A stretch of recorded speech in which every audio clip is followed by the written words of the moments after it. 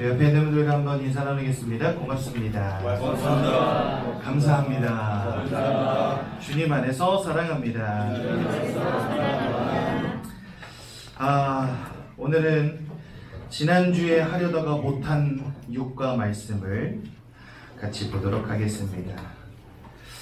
에베소서 1장 3절이죠. 에베소서가 어디 있는지 모르겠어요 하시는 분은 손을 들어 주십시오. 저희가 가서 찾아드리겠습니다.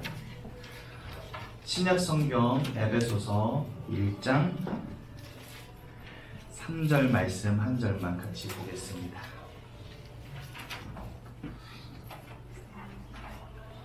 신약 성경 에베소서 1장 3절 말씀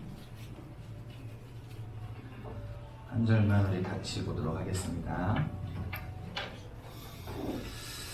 다 찾으신 것 같네요. 우리 한 목소리로 함께 보겠습니다. 시작.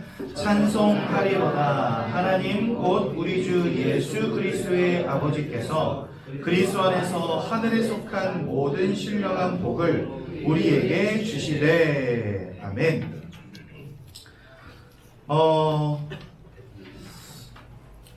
세상은 모든 것을 상대적으로 평가합니다. 간단히 말해서요, 만약에 대학을 다닌다 그러면 A 학점 받은 사람들이 있는가 하는 반면 또 F 학점을 받는 사람들도 있습니다. A 학점 많이 나오면은요 F 학점 받는 사람들도 더 많이 생겨나요. 왜냐하면 상대적으로 사람들을 평가하기 때문에 그렇습니다. 절대적으로 사람 하나를 보고 그 사람을 평가해주는 법은 거의 없습니다. 다 잘하는 사람이 있으면 못하는 사람이 있고, 잘하는 사람이 기준이 돼서 이 사람보다 못하면 이 사람은 못한 사람이 되는 겁니다. 그렇죠? 저는 중앙대학교를 나왔거든요. 그렇게 좋은 대학은 아니죠. 사람들이 말하는 좋은 대학은 아니죠. 우리나라에서 인정받으려면 서울대, 연세대, 고려대쯤은 가야 되지 않습니까? 이화여대, 숙명여대, 그 다음에 성균관대, 경희대 정도? 그런데 중앙대는 안 껴주죠. 왜 안 껴주냐? 좋은 대학들이 많이 있으니까. 상대적으로 중앙대학교는 나쁜 대학으로 평가절하되는 거죠. 그러니까 세상은 이렇게 모든 것들을 상대적으로 평가하지만 하나님은 그렇지 않습니다. 하나님은요 모든 것을 절대적으로 보십니다. 이 말은 뭐냐? 쟤는 저렇게 했는데 너는 왜 그렇게 못했어? 하나님에게는 이런 법이 없다는 거예요. 누구든지 하나님 아버지 앞에서 여러분들은 100점입니다. 누구든지 하나님 아버지 앞에서 여러분들은 흠이 없는 하나님의 자녀일 뿐입니다. 전도사님 저는 이렇게 약한데요, 저는 이렇게 약한데요. 상관없습니다. 하나님이 여러분들을 위하여서 그리스도로 하여금 흘리게 하신 피는요 동일합니다. 그렇죠? 누구한테는 한 바가지 쏟아주시고 누구한테는 한 방울 쏟고 이런 법이 없다니까요. 하나님께서 여러분들을 무엇으로부터 속량하셨냐? 하나님을 떠난 문제와 죄와 사단의 권세에서 여러분들을 완전히 속량하셨습니다.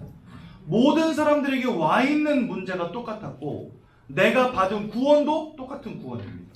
그래서요 복음 안에서는, 그리스도 안에서는 높은 자도 없고 낮은 자도 없습니다. 모두가 똑같이 한 형제 자매들일 뿐입니다. 그래서요 여러분들이 얼마나 가치 있는 존재들인지 알아야 돼요. 여러분 앞에서 특히 우리 교회에서 가장 중요한 분이라고 한다면 우리 장기훈 목사님 아닙니까? 우리는 장기훈 목사님을 굉장히 위에서 기도하고 잘 섬겨드리죠. 왜? 너무 중요한 분이니까. 하지만 하나님 아버지 앞에서는요 그 장기훈 목사님과 우리 교회의 아주 어린 저 작은 영혼도 하나님 아버지 앞에서는 동일하다는 것입니다. 그렇죠? 그래서 여러분들이 얼마나 가치 있는 분들인지를 기억하시라는 거예요. 삶의 문제 속에서, 이러한저런 어려움들 속에서 너무나 연약하고 배움의 기회도 갖지 못하고 사업은 실패해서 다 잃어버리고 나는 가진 것도 없고 배운 것도 없고 연약하기만 한 존재인데요, 그래도 여러분들은 하나님 아버지 앞에서 똑같이 사랑받는 하나님의 자녀라는 사실. 그래서 여러분 하나님의 사랑이 위대한 것입니다. 우리는요 자식들도 보면은 말 잘 듣고 잘 따르는 자식들은 더 이뻐하는 거 당연한 거 아닙니까? 물론 다 이뻐하지만 나도 모르게 차별을 둘 수밖에 없어요. 내가 차별을 두려고 그러는 거 아닌데 나도 모르게 차별이 가. 내리사랑이라 그러잖아요. 첫째보다 둘째가 더 이뻐 보이고 둘째보다 셋째가 더 이뻐 보이고 그 참 희한한 것 같아요. 부모는 내리사랑이고 할머니 할아버지는 첫째 사랑입니다. 그거 참 희한합니다. 그래가지고요, 뭐 은서랑 은지가 싸웠다 그러면은 무조건 누가 혼나냐? 은지가 혼나요. 잘못은 은서가 했는데 누가 혼나냐? 은지가 혼나요. 왜? 할머니 할아버지한테는 첫째가 최고니까. 그거 참 희한해요. 그래서 제가 예전에 몇 번 어머니 아버님한테 그 얘기 했어요. 아니 은지 좀 차별하지 말라고, 왜 이렇게 차별하시냐고 막 이렇게 이야기할 때 많았거든요. 근데 야 나는 그런 적 없다 막 이러세요. 근데 옆에서 보는 저는 그게 눈에 확연하게 보일 정도로 차별을 하시거든요. 근데 저는 내리사랑이라서 첫째보다 또 둘째가 더 이뻐 보이고 귀여워 보이고 더 사랑스럽고 그 참 희한한 것 같습니다. 그런데 하나님은요 이러한 차별이 없으세요. 절대적으로 모두를 가치를 동일하게 두십니다. 그래서요 하나님의 사랑이 위대한 사랑입니다. 조건을 따지지 않는 사랑, 아무런 조건 없이 여러분들을 위하여서 모든 것을 내어주신 사랑, 누가 따라할 수 있겠습니까? 여러분들을 살리기 위해서 자기 자신을 십자가에 못 박으신 사랑, 누가 따를 수 있겠습니까? 우리는요 이런 놀라운 은혜와 사랑 가운데로 들어온 사람들입니다. 그래서 여러분 우리 진짜 감사해야 되고요. 오늘 보니까 하늘에 속한 신령한 복을 우리에게 마음껏 부어주신다 그랬는데 자기의 생명도 아끼지 아니하신 이가 무엇을 아끼겠습니까? 여러분들을 위해서. 아낄 게 없는 거예요. 아낄 게 없는 거예요. 자기의 독생하신 아들 예수를 아끼지 아니하신 이가 무엇을 아끼시겠습니까? 아낄 게 없는 거예요. 그래서 여러분 복음 안으로 들어왔다는 것 자체가 축복이고요. 내가 하나님의 자녀가 되었다는 것 자체가 축복이고, 히브리서 6장 13절에서 19절에 보니까 이런 말이 나옵니다. 하나님께서 히브리서 6장 13절에 보니까 하나님께서 하나님보다 더 큰 이가 없으므로 자기의 이름으로, 자기 자신의 이름으로 맹세하셨느니라 이렇게 말씀하십니다. 하나님이 얼마나 여러분들을 사랑하시고 여러분들의 인생을 끝까지 지키겠다고 약속하셨냐니까, 우리에게 축복을 주겠다고 약속하셨는데, 맹세하셨는데 하나님보다 더 큰 이가 없으므로 자기의 이름으로 맹세하셨다 이렇게 말씀하세요. 그러면서 16절에 뭐라고 말씀하시냐면 그것은 최후 확정이니라 이렇게 말씀하십니다. 여러분 확정은 뭐지요? 그게 결론 냈다는 거예요. 이미 끝냈다는 거예요. 그럴지도 몰라가 아닙니다. 내가 어쩌면 이렇게 해줄 수도 있어가 아닙니다. 하나님께서 자기 이름으로 맹세하셨다는 것은 최후 확정이니라, 이미 확정된 일이라는 것입니다. 19절에 뭐라고 말씀하시냐? 그러한 하나님의 뜻을 돌이키지 아니하신다 이렇게 되어 있습니다. 그래서 확실한 보증으로, 자기의 뜻을 돌이키지 않겠다라고 하는 확실한 보증으로 자기 이름으로 맹세하셨느니라. 그러니까요, 이거 하나님이 아브라함에게 주신 언약을 설명할 때 주신 말씀이거든요. 아브라함에게 하나님이 언약 주실 때 아브라함에게 어떤 언약 주셨죠? 내가 너로 하여금 복이 되게 하고 내 후손이 너와 내 후손을 통하여 천하 만민이 복음을 받게 하리라 이렇게 말씀하셨거든요. 네가 번성하게 될 것이요, 너의 후손이 하늘의 별과 같이 땅의 모래와 같이 번성하게 될 것이요, 네 자체가 복이 될 것이요, 너와 내 후손을 통하여서 천하 만민이 복을 얻을 것이니라 하나님 이렇게 말씀하셨어요. 그런데 그 말씀을 자기 이름으로 맹세하시고 최고 확정으로 주시고 자기가 뜻을 돌이키지 않겠다고 하는 보증으로 자기 이름으로 맹세하셨느니라. 그 말은 뭐죠? 한마디로 요약하자면 반드시 이루겠다는 것입니다. 하나님이여 여러분들을 절대적으로 사랑하셨어요. 차별을 두지 아니하셨다는 거예요. 여러분들을 위하여 아들을 아끼지 아니하신 그 하나님은 여러분들의 인생을 지키시고 인도하시고 보호하실 것이 맞는데, 내가 지키겠다, 인도하겠다, 보호하겠다 하신 그 약속이 하나님의 이름으로 맹세된 것이요, 최후 확정으로 주어진 것이요, 그 뜻을 하나님이 절대로 돌이키지 않겠다고 하는 보증으로 자기 이름으로 맹세하셨다는 것입니다. 그 여러분들은 이제 어떻게 된 거예요? 여러분들은 이제 기분 나빠도 축복받을 수밖에 없는 사람 된 거예요. 지옥에 가고 싶어도 갈 수 없는 신분 된 겁니다. 하나님이 여러분들을 축복하시고 인도하시고 보호하시고 역사하실 수밖에 없는 신분 된 것입니다. 우리가 어쩌다가 이런 축복 받았습니까? 나 한 게 아무것도 없는데. 하나님이 우리를 구원하실 때 우리의 신분이 뭐였는지 아십니까? 우리가 아직 죄인 되었을 때에, 그때에 로마서 5장 8절에 말씀하십니다. 우리가 여전히 죄인인 그 상태 속에 있을 그때에 하나님이 우리를 사랑하심으로 그리스도 예수를 보내시고 그를 죽기까지 십자가에 내버려 두심으로 여러분들을 향한 하나님의 사랑을 확증하셨느니라. 아멘. 우리가 잘해서 구원받은 거 아닙니다. 우리는 여전히 하나님을 떠난 문제 속에, 운명과 사주팔자 속에, 죄악의 문제 속에 있었는데 그런 우리를 하나님은요 절대적으로 사랑하셨어요. 내가 잘해서 사랑한 게 아닙니다. 상대적으로 사랑하신 게 아닙니다. 나의 모습과 상관이 없이, 나의 연약함과 상관이 없이 하나님은요 절대적으로 나를 사랑하셨어요. 그리고 여러분들을 끝까지 지키겠다고 자기 이름으로 맹세하셨어요. 여러분, 맹세라고 하는 부분이 왜 중요한지 아십니까? 예전에 이스라엘은요 맹세하실 때 어떻게 맹세했냐면 동물들을 반으로 쪼갭니다. 그래서 소도 쪼개서 양쪽으로 벌려놓고 뭐 양도 쪼개서 양쪽으로 벌려놓고, 이게 동물들을 다 쪼개요. 반으로 쪼개가지고 양쪽으로 버려놓습니다. 그리고 갑과 을이 손을 잡고요 이 사이로 지나가는 거예요. 그러면 계약이 성립이 됩니다. 이 계약의 의미는 뭐냐면, 만약에 갑이든지 을이든지 둘 중 하나가 이 계약을 이행하지 않을 시에는 쪼개진 소처럼 내가 너를 쪼갤 거야 라는 의미입니다. 이게 과거 이스라엘 백성들이 사용하던 계약의 방법이었거든요. 하나님이 여러분들과 맹세하실 때는요, 그런데 되게 재밌는 게, 하나님께서 아브라함하고 이 계약을 맺으실 때 아브라함이 기다리다 지쳐서 잠들 때까지 안 나타나셨어요. 그래가지고 아브라함이 하나님 언제 오십니까? 빨리 오셔서 저에게 언약 주시고 우리 빨리 계약 맺읍시다 했는데 아무리 기다려도 하나님이 안 오시는 거예요. 그래가지고 아브라함이 깜빡 잠들었는데 그때 하나님이 오십니다. 그리고 이 사이를 아브라함은 두고 하나님 혼자 지나가세요. 그 말은 뭐죠? 계약의 확정자는 아브라함과 하나님 둘인데 계약을 이행할 자는 하나님밖에 없다는 거예요. 우리는 연약하여서 하나님을 배신하고 떠날 수 있지만 하나님은 끝까지 우리를 잡은 손을 놓지 않겠다는 약속입니다. 그러면은요, 나는 계약의 이행과 상관이 없는 사람이기 때문에 때로는 나는 또 하나님 바라보지 않고 세상 따라갈 수도 있어요. 그러나 하나님은 끝까지 나를 용서하시고 품으신다는 것입니다. 그런데 그 계약을 이행할 자는 하나님이시잖아요. 하나님이 그 계약을 이행하시지 않으시면 어떻게 되겠습니까? 하나님 자신의 이름에 어마어마한 먹칠이 되는 거예요.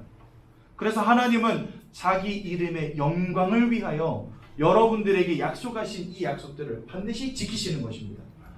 제가 여러분 왜 이렇게 서론을 길게 여러분들에게 빼가지고 막 말하냐, 여기에 써놓은 7가지는 그런 게 있나 보다 라고 생각하고 지나가지 마시라는 거예요. 여기에 있는 성도의 7가지는 모든 구원받은 하나님의 자녀들에게 주어지는 저 하늘에서 하나님이 허락하신 신령한 복들입니다. 즉 다른 사람 게 아니에요. 앞에서 말씀 전하는 홍전도사 게 아닙니다. 누구의 것입니까? 바로 여러분들의 것입니다. 이거 말씀드리려고 제가 지금 서론을 길게 지금 이야기하고 있는 겁니다. 한 번만 더 정리해 드릴게요. 하나님의 사랑은 상대적이지 않습니다. 하나님은요 절대적으로 모든 사람들을 동일하게 사랑하십니다. 그래서요 동일하게 구원 주셨습니다. 그리고 여러분들을 지키시고 인도하시고 보호하시겠다고 성경 창세기부터 요한계시록까지 어디를 펴든 다 나옵니다. 내가 너를 강하게 하며 내가 너를 견고케 하며 그 누구도 너를 해하지 못할 것이며 네가 무슨 독을 마실지라도 네가 뱀과 독사를 집어 올릴지라도 내가 너를 지킬 것이다 하나님 계속 말씀하시거든요. 그런데 그러한 약속들이 하나님의 이름으로 맹세된 것이고 최후 확정이고 그 뜻을 돌이키지 않겠다라는 약속입니다. 그러니까 하나님께서 여러분들에게는 완전히 성취되어질 수밖에 없는 언약을 축복으로 주셨다는 겁니다. 그래서 여기 있는 이 7가지는 다른 사람들의 것이 아니라 누구의 것이라고요? 바로 내 거다. 우리 한번 말해봅시다. 바로 내 거다. 맞습니다. 오늘 이게 여러분들 축복이니까 잘 듣고 가셔야 되겠죠. 그렇죠? 제가 되게 재밌는 사실 한 가지 알아봤습니다. 뭐냐면 예전에 어떤 아주머니 한 분을 다락방 하는데 이 7가지 축복, 그 다음에 뭐 5가지 확신 이런 거 아무리 설명해 드려도 모르시는 거예요. 근데 이 아줌마가 얼마나 머리가 좋냐면요. 주변에 있는 아파트 시세를 다 깨고 있는 거 있죠. 근데 이건 안 들어와. 왜 그럴까요? 내가 가진 부동산, 내가 가진 재산, 이거는요 진짜 실제로 나에게 축복으로 보이는데 여기 적어놓은 거 뭐 성령님이 함께 하시고 뭐 인도하시고 역사하시고 그래서 뭐 별로 나에게 안 와닿는 거 있죠. 그러니까 이거 안 붙잡는 거예요. 그런데 하나님이 내 안에 함께 하셔서 나를 인도해 나가신다. 이거보다 더 큰 축복이 어디 있습니까? 이사야서 60장에 온 땅과 만민을 흑암이 덮어버렸다 이렇게 말씀하시는데 우리는 그 가운데 살면서 하나님이 함께 하시고 인도하시는 인생으로 바뀌어진 거예요. 근데 이건 축복으로 안 보이고 주변에 있는 아파트 시세들 다 외우고 앉았고, 그죠? 정부에서 뭐 시행하는 정책들 가운데 나한테 도움될 만한 것들만 줄줄줄 다 외우고 있습니다. 근데 이상해요. 성도에게 주신 5가지 확신과 7가지 축복 이런 거 절대 눈에 안 들어옵니다. 왜요? 한 번도 이게 진짜 나의 축복이라고 여겨지지를 않으니까. 여러분 오늘 말씀 들으시면서 이게 얼마나 놀라운 나를 위한 축복인지를 반드시 깨달아 아시기 바라고, 여러분들은 하나님의 사랑받은 자요 또는 하나님의 축복이 함께하는 하나님의 자녀임을 반드시 기억하시기 바랍니다. 이 7가지 축복은요 우리 말씀 말미에 같이 나누기로 하고요. 이 7가지 축복을 우리가 이해하기 이전에 우리는 복음을 먼저 제대로 이해해야 되겠습니다. 복음을 잠깐 여러분들에게 말씀드리기 전에 우리가 진짜 복음을 누려야 될 이유 한 가지 말씀드릴게요. 사람은요 영혼과 정신과 육신 요 3가지가 결합된, 유기적으로 결합된 희한한 존재입니다. 그렇죠? 여러분 뭐 정신을 어디다가 떼놓고 올 수 있습니까? 집 밖으로 나올 때 정신 집에다 두고 나오시는 분 없잖아요. 이게 나랑 유기적으로 결합되어 있기 때문에 우리는 마음과 정신이, 생각이, 육신이 분리될 수가 없어요. 그게 유기적으로 결합됐다는 의미입니다. 영혼이 몸을 떠나버리면 그게 사망입니다. 그 살아있는 동안에는 영혼이 우리 몸속에 존재해야 돼요. 그래서 사람은요 요 3가지가 굉장히 유기적으로 꽉 물려서 이렇게 함께하고 있는 그런 존재입니다. 그런데 사단이요 흑암이 영혼과 정신과 육신을 완전히 사로잡았습니다. 그래서요 사람들은 하나님이 계심을 알지 못합니다. 왜요? 그 영혼이 사로잡혔기 때문에. 그리고 그 정신이 사로잡혔기 때문에 염려와 근심으로 가득 차 있습니다. 그 삶이 사단에게 완전히 사로잡혔기 때문에 완전 실패, 질병과 고통, 중독의 문제, 행복이 없는 문제, 불안함의 문제 속에 사람들이요 그 삶이 완전히 사로잡혀 버렸습니다. 하나님을 잃어버리니까 그 영혼과 정신과 육신이 다 사로잡힌 거예요. 근데 사람들의 유일한 관심은 어디 있냐? 내가 어떻게 하면 돈 벌고 잘 살 수 있을까? 여기에만 관심을 가지고 있어요. 여러분 형제가 형제를 죽인다 얼마나 마음이 아프겠습니까? 그런데 내 육신의 성공 때문이라면 형제도 밟고 올라서요.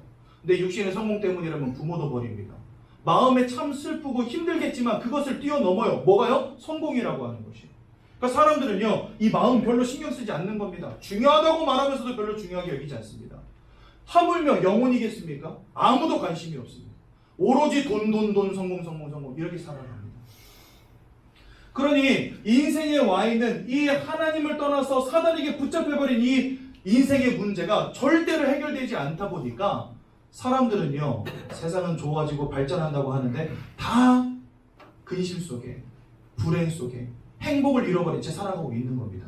그렇다면 여러분 하나님이 함께 하시지 않는 것에서부터 이 영혼의 문제, 마음의 문제, 삶의 문제가 시작되었다고 한다면 우리의 영혼과 마음과 삶 속에 하나님이 함께 하시는 삶으로 바꿔버리면 되는 거 아닙니까? 그렇죠? 먼저 하나님을 내 영혼이 만나는 걸 구원이라고 합니다. 이해가 되십니까? 그래서 여러분 예수를 통하여 구원받는 것, 그것은 내 인생에 있어서 가장 근본적인 문제를 해결하는 유일한 방법이 되는 것입니다. 우리가 어떻게 마음속으로 평안함을 누리겠습니까? 하나님이 나와 함께 하시는 임마누엘, 즉 성령이 함께 하시는 축복을 누릴 때 우리는 마음에 정말 평안함을 누릴 수 있습니다. 그래서 희한하게도요 예수 믿는 분들은 다 특징이 있어요. 어떤 특징이 있냐? 그날로부터 뭔가 이상한 평안함을 누려요. 정말 희한할 정도로 평안함이라는 게 찾아옵니다. 우리의 삶 가운데 실패와 질병으로 여러 가지 중독의 문제로 늘 다투고 싸우고 깨지고 갈라서고 하는 이런 문제들 속에 우리 살아갈 수밖에 없는데 우리의 삶 속에 예배가 지속되어질 때 우리의 삶이 변하게 됩니다. 하나님이 함께 하시는 축복을 하나님은요 우리에게 구원을 통하여 영원해 주시고 성령을 통하여 우리의 마음과 생각에 평안함을 주시고 예배와 서로 믿는 자들끼리 모임과 포럼을 통해서 우리 삶 가운데 하나님이 함께 하시는 놀라운 응답을 주시는 겁니다. 그래서 여러분, 하나님을 떠난 인생은 이렇게 살아갈 수밖에 없지만 하나님을 만난 순간부터 우리는 인생의 모든 근본적인 부분에 답을 얻게 되는 것입니다. 그래서 하나님을 만나면 내 영혼이 평안하고 내 마음이 평안하고 내 삶의 안정이 깃드는 것입니다. 너무나 놀랍게도 하나님은 그렇게 바꿔가세요. 그래서 여러분, 오늘 진짜 복음에 귀 기울이시기 바라고 이 속에 인생의 행복과 평안함이 있음을 꼭 발견하시기 바랍니다. 하나님께서 사람을 처음부터 그렇게 지으셨기 때문에 어쩔 수 없습니다. 기분 나쁘셔도 어쩔 수 없습니다. 그렇죠? 저 북한에 태어난 사람이요, 아무리 기분 나빠도 어쩔 수 없어요. 그 사람은 그냥 북한 사람인 거예요. 태어나 보니까 김정은이가 뭐라고 해야 되죠? 독재자로 있는 그런 나라에 태어나 버린 거예요. 어쩌다 보니까. 그죠? 아무리 짜증내고 이렇게 화를 내도 어쩔 수 없는 겁니다. 그 사람은 그냥 북한 사람인 것입니다. 여러분, 아무리 기분 나빠도 하나님이 여러분들을 지으셨습니다. 어쩌실 겁니까? 화딱지 나도 어쩔 수 없어요. 백날 따져봐도 어쩔 수 없습니다. 이게 하나님이 말하는 진실이기 때문에. 창세기 1장 27절에 보니까 하나님의 형상을 따라 사람을 지으셔서 사람들이 영적인 존재라고 성경 말씀하십니다. 그래서 우리는 어딘가에서 빌고 절하고 드리고 하는 영적인 행위를 끊임없이 하는 것입니다. 그렇죠? 시대가 발전했다고 하는데 여전히 사람들은 그거 미신이라고 말하면서도 수없이 많은 사람들이 무당 앞에 가서 물어보고 점도 치고 굿도 하고 부적도 갖다 붙이고 살아가고 있습니다. 왜요? 사람이 영적인 존재라는 것에 대한 증거입니다. 그것이. 그죠? 사람은 영적인 행위를 하는 유일한 영적인 존재입니다. 그 하나님의 형상을 닮았기 때문에 우리는 그런 거예요. 그러면 왜 하나님이 우리를 하나님의 형상대로 영적인 존재로 지으셨습니까? 그 이유가 무엇이냐면 하나님이 이 땅을 지으실 때 분명한 창조의 원리와 생명의 원리를 가지고 모든 존재들을 창조하셨기 때문에 그렇습니다. 그래서 여러분, 하나님은 이 땅에 피조물을 지으시고 그 피조물들에게 절대적 원리를 한 가지씩 주셨습니다. 다른 거 아무거나 뭘 하고 살아도 상관이 없지만 반드시 한 가지만큼은 지켜야지만 생명을 누릴 수 있는 절대적인 원리 한 가지씩 주신 거예요. 그게 뭐냐면 물고기는요, 물속에 살아야만 살아갈 수 있습니다. 물 밖에 사는 물고기는 없습니다. 그래서요, 이름이 물고기인 거예요. 물속에 사는 고기라서. 그렇죠? 그럼 땅에 사는 고기들은 뭐라 그럽니까? 육고기라고 합니다. 그렇죠? 육고기 맞나? 물고기라고 안 하잖아요. 그죠? 돼지 보고 물고기라고 안 하잖아요. 그리고 물속에 사는 저 붕어 보고 육고기라고 안 하지 않습니까? 그죠? 얘네들 왜 물고기라고 하냐? 물속에 사니까. 나무는요, 반드시 땅속에다가 뿌리를 내리고 살아야 됩니다. 나무가 뿌리가 흙에서 뽑힌 순간 그거는요, 이미 살기 그른 것입니다. 죽은 거나 다름없는 거죠. 새들은요, 저 공중을 날아다녀야 됩니다. 절대적인 원리를 이렇게 하나씩 주신 거예요. 그것처럼 하나님이 사람을 지으실 때 사람에게도 절대적인 원리를 하나씩 주셨습니다. 뭘까요, 그게? 돈이겠습니까? 건강이겠습니까? 있으면 좋은 것들이지만 없으면 좀 불편할 뿐이지 못 살아갈 정도는 아닙니다. 그렇다면 사람에게 주신 절대적인 원리는 무엇일까요? 우리는 지금까지 그런 거 한 번도 생각해 본 적도 없고, 그리고 이게 진짜 맞는지 틀리는지도 잘 모르겠는데 성경은 우리에게 말씀하십니다. 하나님을 알고 하나님과 함께하는 축복 속에 있을 때에만 우리가 살아갈 수 있다라고 말씀하십니다. 에이, 전도사님 그거야 전도사님이 기독교 믿으니까 예수 믿으니까 하는 소리죠. 그럼 여러분, 제가 반문해 보겠습니다. 하나님을 잃어버린 결과로 여러분들은 행복을 잃어버리셨잖아요. 하나님을 잃어버린 결과로 여러분들은 지금 영적인 문제 속에, 정신적인 문제 속에 완전히 빠져 살고 계셨잖아요. 여러분들 뿐만이 아니라 이 땅을 살아가는 모든 사람들 다 인생에 해답이 없이 살아가고 있지 않습니까? 왜 그럴까요? 절대적인 원리를 잃어버렸기 때문입니다. 여러분, 뭘 해야 여러분들 행복할 수 있겠습니까? 이 질문을 한번 스스로 해보시라는 거예요. 여러분들에게 돈이 있으면 되겠습니까? 성공이 있으면 되겠습니까? 아니면 아주 잘생긴 남자를 만나면 되겠습니까? 아주 정말 천하보다 이쁜 여자를 만나면 되겠습니까? 무엇이 여러분들에게 있어야 진짜 행복해지겠냐 말이죠. 내가 지금 그런 것들을 당장 얻을 수 없으니까 그런 것들을 얻은 사람들을 한번 생각해 보십시오. 돈이 있는 사람들, 성공했다고 말하는 사람들, 그 사람들의 인생 볼 때 여러분 진짜 행복해 보이십니까? 겉으로 드러나는 모습에 속으시면 절대 안 돼요. 사람들이요, 막 그 TV에 나오는 우리 연예인들 보십시오. 화장 이쁘게 하셔, 머리 멋지게 말아 올리죠. 옷도 뭐 어디 가서 사야 될지 모르겠는 옷들 입고 나와가지고 나 진짜 럭셔리하게 너무 멋있게 살고 있어 라고 말하는데 그 속을 누가 알겠습니까? 그렇죠? 연예인들이 그렇게 많이 자살하는데요, 성공자들이 그렇게 많이 자기 손목을 긋는데요, 왜 그렇겠습니까? 돈도 있고 명예도 있고 성공한 사람들이 왜 그렇게 무너지고 있습니까? 저 강남의 펜트하우스 살면서 왜 우울증 약을 먹고 있죠? 저는 저 지하 단칸방에 살면서도 밥 잘 먹고 잘 살고 있는데 왜 그렇습니까? 이상하게도요, 내가 아무리 많은 것을 끌어모아도 가져도 아무리 성공한다 할지라도 인생에 찾는 행복이 없다는 증거입니다. 그것이. 왜요? 절대적인 원리 한 가지를 모르는 거예요. 하나님이 사람에게 주신 절대적인 원리는 그런 게 아닙니다. 눈에 보이는 거, 손으로 만져지는 거, 내가 막 쌓아놓고 쟁여놓고 살아가는 그런 것들이 아닙니다. 하나님이 인간에게 주신 절대적인 원리입니다. 하나님을 알고 하나님과 함께하는 축복을 누리라는 것, 그거밖에 없었습니다. 근데 이거는 이제 철저하게 감추어져 있기 때문에 지금까지 여러분들 모르고 사신 거예요. 그냥 공부 좀 열심히 하고 돈 좀 많이 벌어서 성공하면 되는 줄로 알고 지금까지 살아오신 겁니다.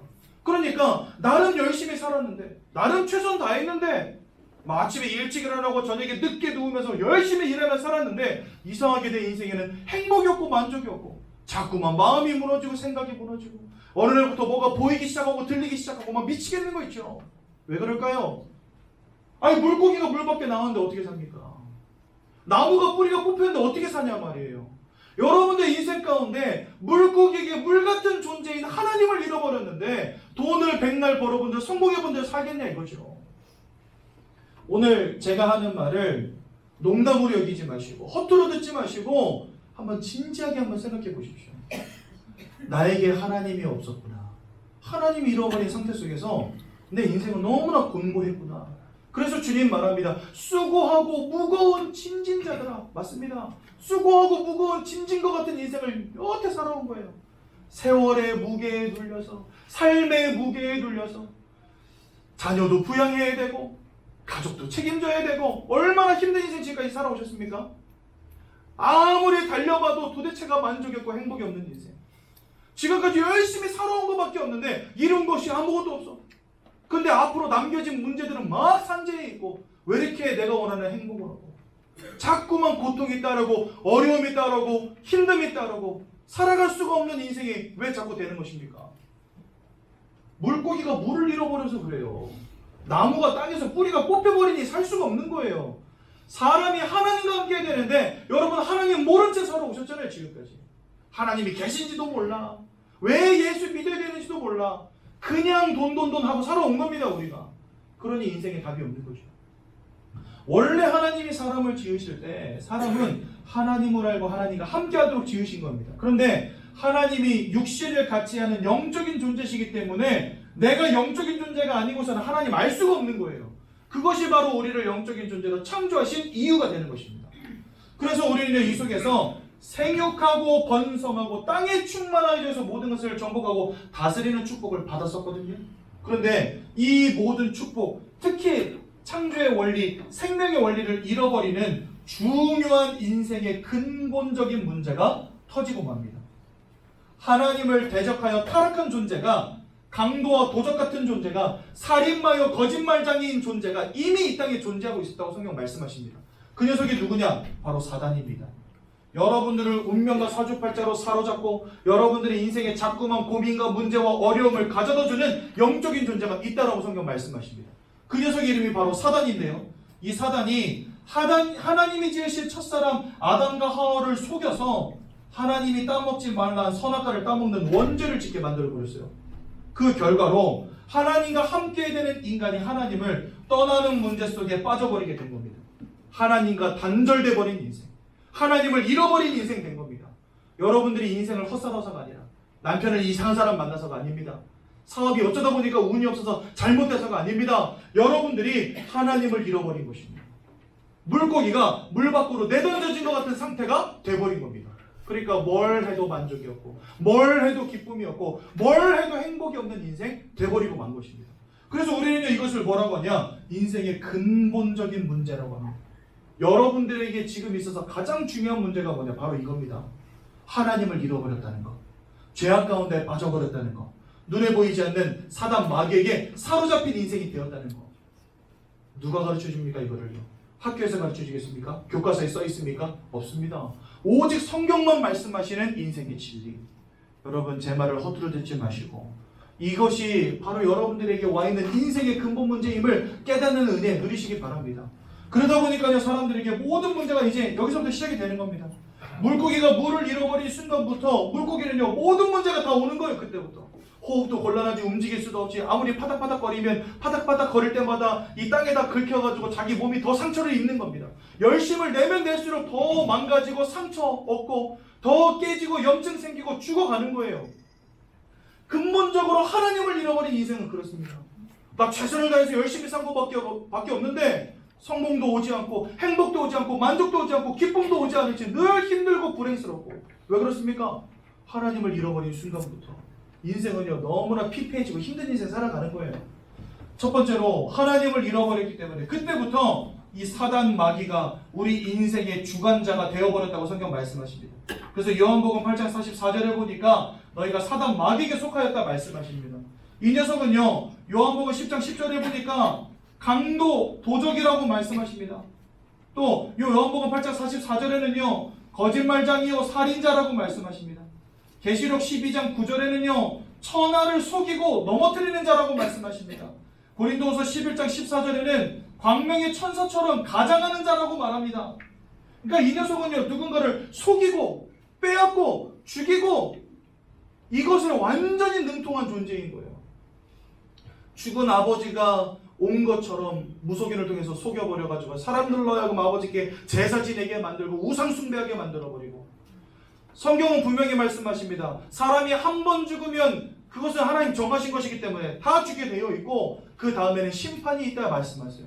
심판 이후에는요 천국으로든 지옥으로든 들어갑니다. 그걸로 끝입니다. 뭐 나왔다 들어가고 뭐 다시 뭐 나왔다 들어가고 이런 거 없습니다. 하나님이 심판 이후에 천국과 지옥으로 들어가서 천국에서 영원한 생명을 누리든지 저 지옥에서 영원한 형벌을 당하든지 둘 중 하나거든요. 아버지가 뭐 다시 뭐 귀신으로 막 와가지고 무당 속에 들어가가지고 막 내가 네 아버지다 할 수 있는 경우가 없다는 거예요. 근데 사단은요 우리를 속입니다. 마치 아버지가 진짜 귀신처럼 온 것처럼. 그래서요 우상 숭배하게 만들고 제사 지내게 만들고 사람들로 하여금요 귀신 섬기게 만들어버리는 겁니다. 왜요? 속이는 자이기 때문에. 아무리 열심을 내고 최선을 다해도 여러분들의 모든 것을 빼앗고 죽이고 멸망시키려는 목적밖에 없는 자, 천하를 속이고 꿰는 자, 성경은요 사단을 이어갔던 존재라고 말씀하십니다. 근데 이 녀석에게 완전히 사로잡혀버렸다고 말씀하십니다. 종이 되었다고 말씀하시고 노예가 되었다고 말씀하십니다. 언제부터요? 하나님을 잃어버린 순간부터. 그러니 이 녀석이 원하는 대로 우상 숭배하며 살아갈 수밖에 없는 겁니다. 차려놓고 빌고 깎아놓고 빌고 나무 보고 빌고 돌 보고 빌고 달 보고 빌고 별 보고 빌고 동물 섬기고 사람들이요 열심히 섬깁니다. 이것이 귀신을 섬기는 것인지 알지 못한 채 고린도서 10장 20절에 보니까 이방인들이 하는 이 모든 제사 영적인 행위는 다 귀신과 교제하는 것이니라 말씀하십니다. 그러니 여러분 진짜 희한하게도요 열심히 우상 숭배하고 뭔가 차려놓고 늘 깎아놓고 빌고 하는 그런 집안들 보면은요 정말 심각한 영적 문제 가운데 빠진 사람들 진짜 많습니다. 제가 지금 사역하는 홍경서 성도님이라는 분이 계세요. 이분이 우리 교회 뒤편에 은하수 공원을 매일마다 돌면서 운동을 해요. 근데 어느 날부터인가 거기에 나갔더니 어떤 한 청년이 돌아다니고 있는 거예요. 근데 얘가 보니까 정신이 반이 나가버렸어요. 이러고 돌더래요. 그래서 자기가 딱 보자마자 야, 쟤 심각하다 이런 마음이 들었대요. 그래서 몇 번을 이야기하다가 얼마 전에 교회에 데리고 온 거예요. 교회 데리고 와서 저한테 전화를 하셨어요. 전사님 어디 계세요? 제가 걔 데리고 왔는데요. 아, 제가 지금 사역 중이라 죄송합니다. 그래서 교회에 일단 가시면 누구든 있을 거니까 이렇게 같이 말씀 나누시라고. 그래서 백준 전도사님을 만나가지고 같이 이렇게 말씀을 나눈 겁니다. 같이 말씀을 나누는데 백준 전도사님이 만나가지고 이 친구에게 하나를 물어봤대요. 뭘 물어봤냐? 혹시 너네 집에 뭔가 엄마나 아빠가 집에다 뭐 갖다 놓고 비는 거 있어? 라고 물어봤대요. 그때 얘가 그런 거 있다는 거예요. 뭘 갖다 놓고 비는데? 항아리 갖다 놓고 빈대요. 뭐죠? 신주단지. 사람들이요 그게 귀신이 역사하는 건지 모르고 가서 열심히 빈다니까요. 자기 아들이 지금 말라 죽어가고 있는데 그것도 모르고 계속 빌고 있어요. 이게 귀신의 역사요 흑암의 역사인 것도 모르고 사람도 우상숭배 열심히 하고 있습니다. 우상숭배 하면 할수록 무너지는데 그거 모른 채 하고 있어요. 왜요? 이 사단이 속여버립니다. 이거 안 하면 안 되게끔 만들어버립니다. 그런데 이거 하면 할수록 귀신과 교제하는 것입니다. 그러니요, 인생이 무너지고 박살나고 깨질 수밖에 없는 그런 이런 저주의 굴레 속에 여러분들을 꽉 받아버린 겁니다. 누가요? 사단이라고 하는 존재. 그러니 여러분 마음이 편하겠습니까? 그 부모님의 마음이 어떻겠어요, 여러분? 자녀가 그런데 이제 나이 22밖에 안 됐는데 벌써 정신이 반쯤 나가가지고요. 먹지도 못하고 어두운 데만 있으니까 삐쩍 꼬라가지고 제가 딱 들어가서 보니까 야, 진짜 심각하다 싶더라고요. 저 너무나 많은 사람들 만나봤는데요. 제가 본 사람들 중에 심각함으로 따질 때 한 5손가락 안에 들어가는 애 같아요. 너무 심각해서 진짜 막 가슴이 아플 정도로. 그러니 여러분 그 부모의 마음은 어떻게 찢어지는 겁니다. 우울증이 오지 말래도 올 수밖에 없어요. 인생이요, 내가 웃고 즐기고 살아가기 싫어서 그런 게 아니라 웃고 즐길 시간이 없어요. 왜? 계속해서 불행이 오니까, 문제가 터지니까, 어려움이 오고 근심거리가 오니까. 왜 그렇습니까? 사단이 그렇게 역사합니다. 모든 것을 빼앗는 자, 여러분들의 마음의 평안함도 빼앗고 기쁨도 빼앗고 행복도 빼앗는 겁니다. 죽이는 자, 여러분들을 말라 죽게 만들어 버려요. 고민하게 만들고 근심하게 만들고 우울하게 만들고 스트레스에 빠지게 만들고 완전히 여러분들을 실패시키는 겁니다. 그러니 여러분 그 삶이 되겠습니까? 육신의 질병으로, 삶의 실패로, 분란으로 계속해서 가정이 깨어질 수밖에 없고 인생이 무너질 수밖에 없고 인간관계에 어려움 당할 수밖에 없고 사람들 개개인마다 다 문제 속에 무너질 수밖에 없고 삶이 안 되는 겁니다. 삶이. 그죠? 이렇게 살다가 나중에 죽어서는 히브리서 9장 27절에 보니까 사람이 한 번 죽는 것은 정하신 것이요 그 이후에는 심판이 있다 분명히 말씀하십니다. 여러분 성경이 하는 이 경고를 꼭 들으십시오. 죽은 뒤에 후회만 듣습니다. 우리에게 구원의 기회는 언제 있냐? 영혼이 나의 육신을 떠나지 않은 상태 속에서만 구원의 기회가 있습니다. 즉 죽기 전에만 구원의 기회가 있는 거예요. 죽은 다음에 하나님 만나가지고 아이고 나 하나님 믿습니다. 이거 누구 못합니까? 누구나 할 수 있습니다. 근데 하나님 우리에게 뭘 요구하시냐? 하나님을 보지 않고 믿는 믿음을 요구하십니다. 아, 하나님이 계시구나. 예수가 나를 위하여 오셨구나. 이것이 믿어지는 믿음을 요구하시는 겁니다. 그래서요, 내 영혼이 나의 육신을 떠나기 전에 하나님 아버지 앞에 서서 심판받기 전에 우리는 예수를 그리스도로 만나고 하나님의 자녀가 되어야지만 구원받을 수 있는 겁니다. 그러지 못하면 심판받고 지옥으로 갈 수밖에 없는 거예요. 더 큰 문제는 뭐냐? 여러분들의 후대들도 여기서 자유로울 수 없다는 사실. 이게 돈으로 해결되겠습니까? 내 지식으로 해결되겠습니까? 내 능력으로 해결되겠습니까? 아닙니다. 그래서 이 땅의 방법으로는 되어지지 않기 때문에 하나님은 우리의 열심을 요구한 적도 없고 우리의 희생을 요구한 적도 없습니다. 그것으로도 되는 문제가 아니에요. 내가 열심 낸다고 여기서 나오겠습니까, 여러분? 내가 내 한 몸 희생한다고 여기서 빠져나올 수 있겠습니까? 절대적으로 불가능한 것입니다. 나의 생명을 들여도 여기서 빠져나올 수 없습니다. 그러니까 이 땅의 방법으로는 내가 구원받을 수 없는 거죠. 그래서 하나님이 우리에게 길을 열어주십니다. 그분이 바로 누구냐? 예수님이십니다. 왜 예수를 믿어야 하냐? 예수 외에는 답이 없으니까 예수를 믿는 겁니다. 예수님이 이 땅에 오실 때 요한일서 3장 8절에 보니까 죄를 짓는 자마다 마귀에게 속하여 있다 말씀하십니다. 즉 마귀에게 우리는 종되고 노예되어 버렸다 말씀하세요. 그런데 하나님의 아들 예수가 나타나신 것은 그 사단 마귀가 하는 모든 일을 멸하기 위함이니라. 그래서 예수님은요 사단을 이기신 참 왕이 되십니다. 로마서 8장 1절에서 2절에 보니까 그리스도 예수 안에 있는 자에는 결코 정죄함이 없나니 맞습니다. 우리는 더 이상 죄와 상관이 없는 존재라고 말씀하십니다. 주님이 십자가에 못 박혀 돌아가실 때 모든 보혈의 피를 흘려주시고 우리의 죄 문제를 완전히 해결하셨습니다. 그래서 죄와 사망의 사단의 권세에 완전히 묶여있던 너희를 해방하였느니라 말씀하십니다. 그래서 예수님은요 우리를 이 사단의 권세에서 죄악의 권세에서 해방하신 참 제사장이 되십니다. 요한복음 14장 6절에 보니까 내가 곧 길이요 진리요 생명이니 하나님을 떠나버린 문제 속에 있는 너희에게 내가 곧 길되고 진리되고 생명되었으니까 나를 통하여서만 너희가 아버지를 만날 수 있느니라 설명하십니다. 그래서 예수님은요 하나님을 만나는 참 선지자가 되십니다.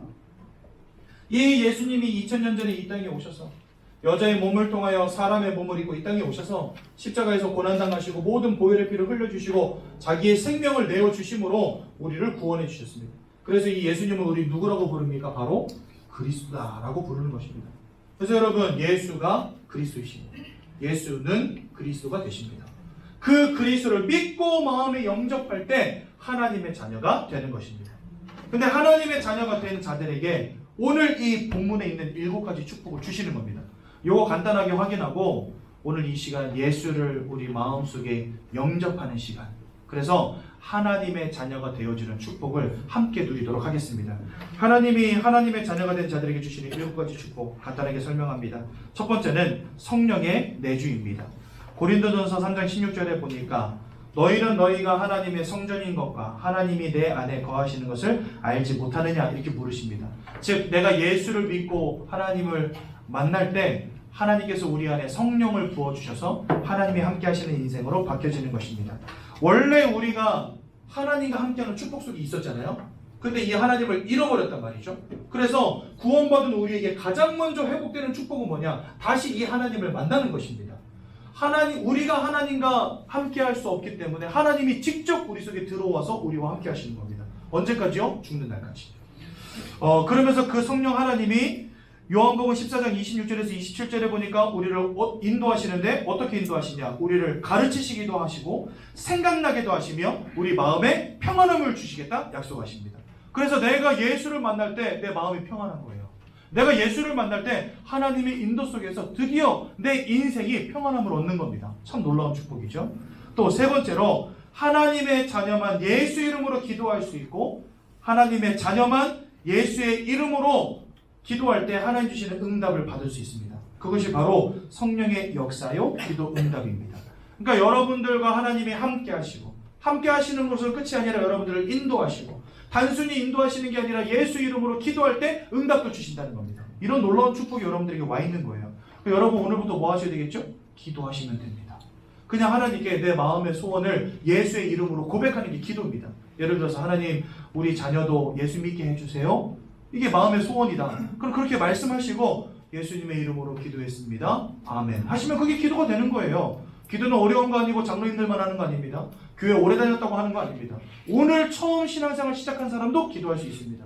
누구의 이름으로만 기도하면 되냐? 예수의 이름으로만 기도하면 됩니다. 그런 우리에게 하나님 성도에게 권세를 주십니다. 예수님이 함께하는 축복을 누릴 때 이 귀신과 흑암의 권세가 떠나가는 것입니다. 그래서 여러분들이 함께하는 그곳이 바로 천국입니다. 주의 성령이 함께 하시니까요. 우리 가정과 가문을 통해 역사된 흑암의 권세가 예수 이름 앞에 물러가게 됩니다. 여러분들의 자녀를 위해서 기도할 때 여러분들의 자녀를 늘 무너뜨리려고 호시탐탐 노리던 흑암의 권세가 떠나가게 됩니다.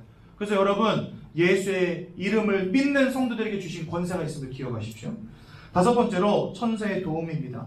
히브리서 1장 14절에 보니까 이 천사는 하나님이 부리는 영으로 구원 얻을 하나님의 백성들을 위해서 하나님이 부리시는 영이니라 이렇게 말씀하십니다. 그 말은 뭐지요? 여러분들이 어딜 가든 무엇을 하든 누구를 만나든 무슨 일을 하든 그곳에 하나님이 주의 천사를 파송하사 여러분들을 지키신다는 겁니다. 우리 흔히 듣는 말 있잖아요. 수호천사. 그런 의미예요. 내가 어딜 가든 뭘 하든 하나님이 천사를 파송하사 우리를 지키십니다. 얼마나 놀라운 축복입니까? 그렇죠? 또 여섯 번째로 우리를 저 천국의 시민으로 삼으셨다고 말씀하십니다. 그래서 하늘나라 배경이 날마다 우리와 함께 하신다고 말씀하십니다. 이 말은 더 쉽게 말하면요, 천국은 나중에 죽어서 가는 게 아닙니다. 내가 예수 믿는 순간부터 하늘나라 배경이 나와 함께 하시기 때문에 내가 예수 믿는 그 순간부터 내 이름이 저 천국 하늘나라에 있는 생명책에 기록되기 때문에 여러분들은 하나님의 전적인 보호하심과 인도하심 속으로 들어가는 하나님의 백성, 하나님 나라의 백성, 하나님의 자녀가 된 것입니다. 그게 바로 뭐냐? 천국 시민권이라고 하는 말입니다. 그런 우리에게 하나님이 일곱 번째로 주시는 축복은 뭐냐? 나를 통하여 천하보다 귀한 영혼이 돌아오게 하시는 축복을 주십니다. 가장 가까이로는 여러분들의 가정, 가문입니다. 여러분 밖에 나가서 100명을 전도한들 내 아들 살리지 못하면 그것처럼 가슴 아픈 게 없거든요. 그래서 하나님은 가장 먼저 여러분들을 통해 누구를 살리기 원하시냐? 여러분들의 자녀와 여러분들의 후대와 여러분들의 형제와 자매와 부모를 살리기를 원하십니다. 그게 사실은 세계복음화 속에 있는 거예요. 세계복음화의 첫걸음이 어디냐? 바로 가정복음화입니다. 그러니까 여러분들을 하나님이 복음원으로 부르셨다는 것을 더 쉽게 말하면 여러분들을 통해 여러분들의 가정 또한 살리기 원하신다는 하나님의 계획이 있다는 것입니다. 주 예수를 믿으라. 그리하면 너와 너의 집이 구원을 얻으리라. 하나님의 말씀입니다. 이러한 놀라운 축복을 여러분들에게 주시는 거예요. 여러분 이 축복은요 알고 누리는 자에게 의미가 있는 것이지 농담으로 여기고 흘리는 자에게는 아무런 의미가 없습니다. 여기 있는 이 7가지 축복이 누구의 것이다? 나의 것이다. 우리 나 자신을 향해서 한번 고백해 봅시다. 이 7가지 축복이 바로 나의 것이다. 맞습니다. 이 7가지 축복을 꼭 기억하시고요. 늘 누리시기 바랍니다. 그런데 이 7가지 축복을 누구에게 주신다고요? 예수를 그리스도로 믿고 들어와 주세요라고 고백하여서 영접한 하나님의 자녀에게만 주시는 축복이라는 사실. 그렇다면 우리가 이 축복 누리려면 뭐 해야 되겠습니까? 예수를 마음에 영접해야 됩니다. 그 이름을 믿고 영접하는 자에게 하나님의 자녀가 되는 권세를 주신다라고 분명히 약속하셨습니다. 그래서 여러분 오늘 처음 오신 분들은 저희가 이 영접 기도문이라는 걸 나눠드렸을 겁니다. 이거거든요. 여기 보면 여러분들 성명, 생년월일, 영접일 기록하시도록 저희가 빈칸으로 해놨죠. 오늘 처음 오신 분들은 여기다가 반드시 여러분들의 성함을 적으십시오. 이 성함을 적으시고 이제 우리가 이것을 함께 읽으면서 기도할 건데요. 이거 기도할 때 주의 성령이 우리 마음속에 들어오시게 되는 겁니다. 이거 기도할 때 우리가 구원받게 되는 것입니다.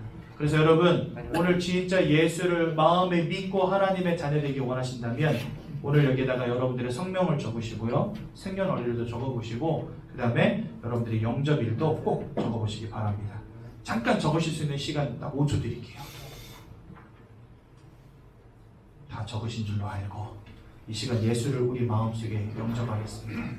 여러분 진짜 진실된 마음으로 주님 나를 만나주시고 하나님 나를 구원해달라고 하는 간절함으로 이 시간 같이 기도하기 원합니다. 두 눈을 감으시고 두 손을 모으신 이후에 제가 먼저 하는 기도를 따라서 함께 기도하시면 되겠습니다. 하나님 아버지 저는 죄인입니다. 하나님 아버지 저는 죄인입니다. 지금까지 하나님이 살아계신 것을 알지 못하고 하나님을 떠나 우상 숭배하며 살아왔습니다. 내가 왜 고통당하는지, 왜 원치 않는 어려움이 따르는지 알지 못한 채 살아왔습니다. 이 모든 문제가 원죄로 인해 하나님을 떠나서 운명과 사주팔자에 사로잡힌 결과임을 깨닫게 되었습니다. 이런 저를 위하여 이 땅에 그리스도로 오신 예수님께서 십자가 위에서 저를 위하여 죽으시고 부활하심으로 저를 구원하신 분명한 사실을 믿고 제 마음속에 영접합니다. 제 마음속에 오셔서 제 인생의 구주가 되어주시고 저를 구원해 주옵소서. 예수 그리스도의 이름으로 기도드립니다. 아멘. 감사합니다. 오늘 예수를 마음에 영접하여 구원 얻으시는 우리 귀한 성도님들 예수님의 이름으로 정말 축하드립니다.